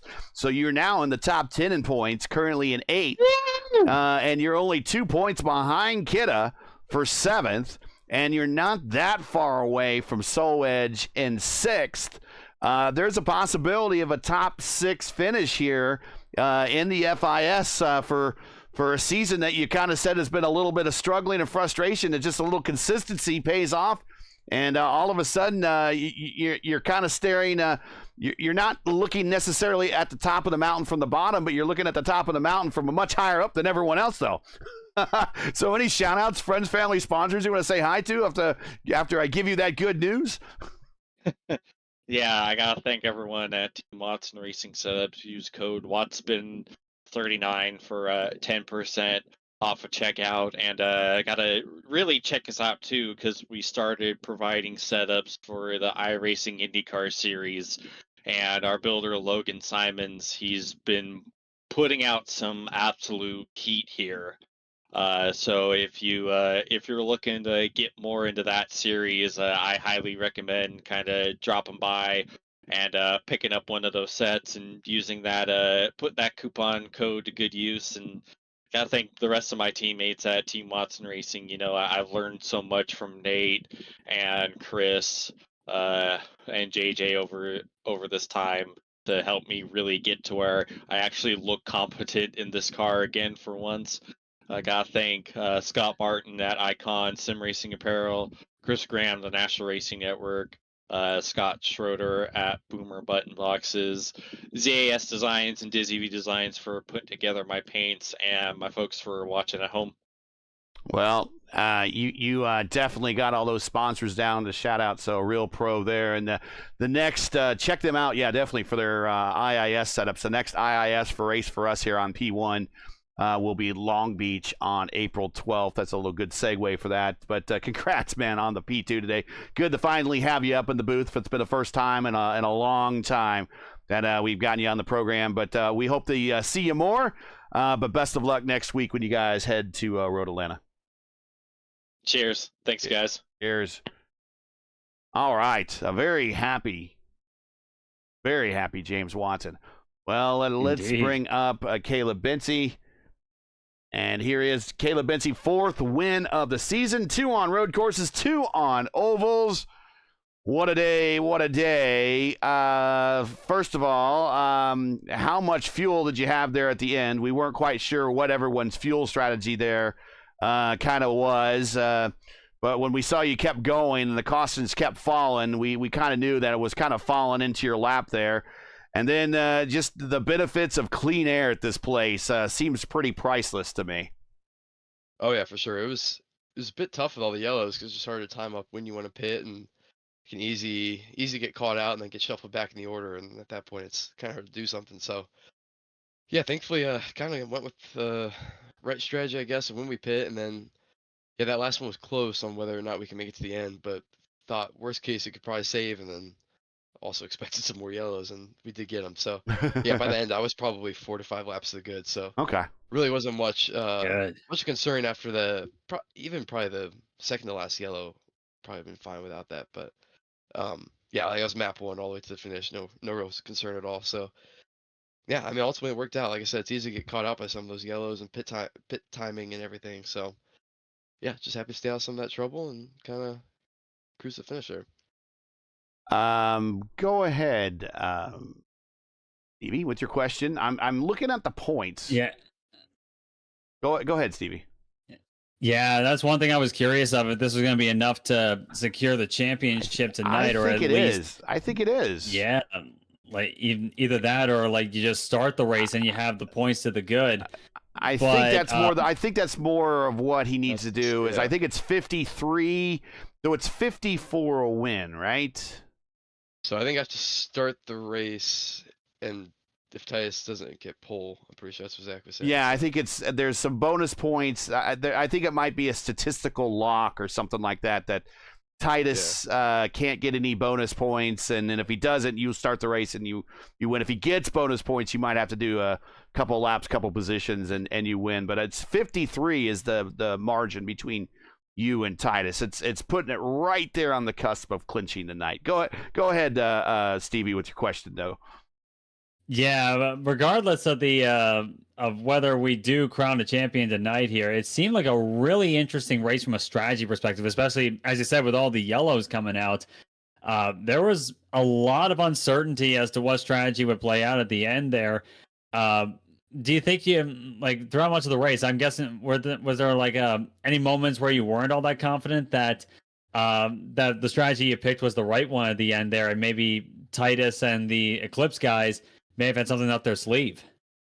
Yeah, for sure, especially early on, because everyone's kind of all over the place on strategy, and you're almost trying to set up the finish that early on by only doing one more stop. So just kind of stuck to that, and some of the yellows weren't ideal, but I mean ultimately we were still on the correct path compared to some other guys. So yeah, it's always a concern though when it turns into one of these just yellow after yellow races, and literally just a couple laps and then yellow, everything could change again. 'Cause you might have to pit, or others might have to pit, and yeah, it becomes a bit of a struggle. But yeah, I mean, I wish it went green longer. That setup was a lot of fun. Like the right rear wore off really bad towards the end of the stint, and I mean, I think that stuff's an absolute blast to try and hang on. So I was really hoping we get long flag runs.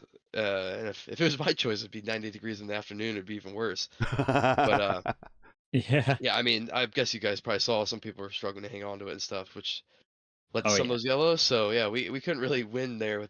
It was either short-term yellows because everyone stacked on top of each other, and then when everyone spread out, the tires started to wear, and then had some more issues. So yeah, I mean, what we did run though was actually a lot of fun. Like even in traffic and stuff, it was just kind of managing, picking and choosing when you wanted to push and try to attack someone and stuff. Like yeah, I mean, for what Nashville is with this current or incorrect configuration, I guess, that was definitely, I think, the best setup and situation we probably could have created out of that. So, yeah, it was interesting. So it was fun to drive at least.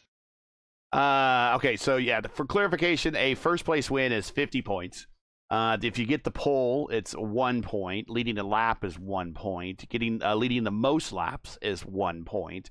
And if you get the fastest lap of the race, it's additional points. So you get maximum of 4 bonus points, but 50 points if you win the race and do nothing else. So you're at 53, right on the cusp. So it's literally for you to start the race and kind of make it through turn 1 cleanly, which we know how difficult that is sometimes here in this league. But that's kind of what you're looking for at the next race. So with that said, on the cusp of looking at championship number 2, shout outs, friends, family, sponsors, anyone who wants to say hi to. And it's looking like we'll give you a lot more time to make some shout outs next week if you do clinch. But get those shout outs in today because it's looking awfully good. Yeah, I think it's even better than that because even just starting the race, 20 second on back, everyone gets 5 points. So simply just starting, I should be good to go. But yeah, I mean, didn't know what to expect going into the season. I mean, there's a lot of very good drivers here, and not just this year, every single year we've had an FIS before the break, after the break. And so, you kind of go, at least for me, I kind of go into the year just hoping for 1 win. So being in the situation I'm in now is pretty awesome. So yeah, a lot of good battles, a lot of good races. Everything's just kind of come together pretty well. So yeah, hopefully can officially wrap it up next week. But yeah, thanks to you guys as always for putting on the broadcast, and Amigos Sakura, if you're in the Northeast Ohio area, check them out. And Joyce Helmets Motorsports are as well for any motorsports interests. Yeah, I as always, I guess, just thankful for the family support, grandparents, parents tuning in, and yeah, like I said, just happy to get another win and happy to be in the situation at all to kind of wrap it up next week. So looking forward to that. Caleb Bency, 11th career win. You've now tied Gavin again for second all-time in win with your 11th career win. Third win now on the oval. 2 wins out of 3 oval races this season. 1 at Milwaukee, 1 here. 4th win total this season. 1 more win to go as our points leader, just on the cusp of the championship. Best of luck. We will see you in a week at Road Atlanta, where it hopefully will stay daylight the whole time. Yeah, fingers crossed. Take care, Caleb. I mean, you did pretty good in the night, so that's fair. I guess I'll take whatever gets thrown at me. That was an advantage for you there. You got the experience. Yeah, exactly. All right, we'll catch you the next one, Caleb. Yep. Thank you, guys. See ya.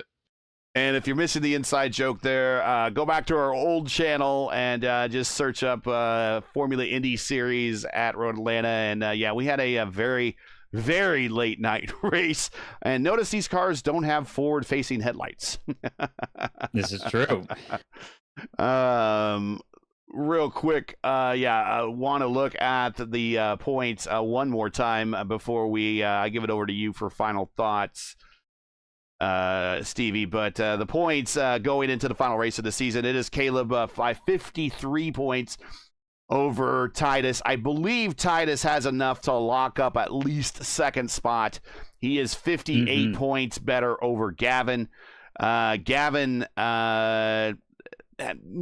if he gets any bonus points, will just help him secure third. He is 52 over Tanner for third. Tanner in fourth by 54 over JJ. So Tanner pretty much has fourth, mostly, I think, pretty much locked up. I think the best JJ could do is tie him with 54 points, and that means the JJ needs to win and get every bonus point in order just to tie Tanner and have Tanner have a bad day. And I'm not quite sure mathematically if we're talking about 5 points for even the last place bonus position, last place finishing position. I don't know if that's really enough for JJ. JJ, I think, is going to he's going to have a battle on his hands for fifth. He's only 9 over Kostic, and 16 points back from Kostic is Takeshi Kida. And then 2 back from Kida is Watson. 6 backs from Watson is Matthew Johnston in 9th, and Tommy Raval continues to be in the top 10. Only 1 point behind the Matthew Johnson in the top 9 there. and he is your amateur points leader going to the final race, and he is 251 to 277 over Kyle Allen. So there's a chance there that Kyle might still be able to jump Tommy in there in the amateur championship, but we'll see when we get to the final race. Final thoughts from you. Interesting season this season. They opted for 3 oval tracks this season. They opted not to go back to Indianapolis. They opted not to go to one of the ovals we've been before, such as Michigan or Auto Club. They opted for 3 entirely different ovals. Texas did a short track at Milwaukee, and then this kind of oddball aero configuration track that we have with Nashville. What are your thoughts on those choices? And then your final thoughts kind of going into the final race of the season next week.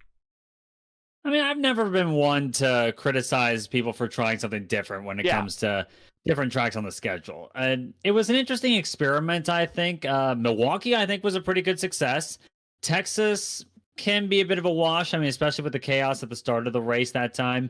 And this one was definitely an interesting one. It was a track that a lot of people struggled to figure out, and it was one that was kind of dealt a bad hand to begin with, but they made the most of it, I think.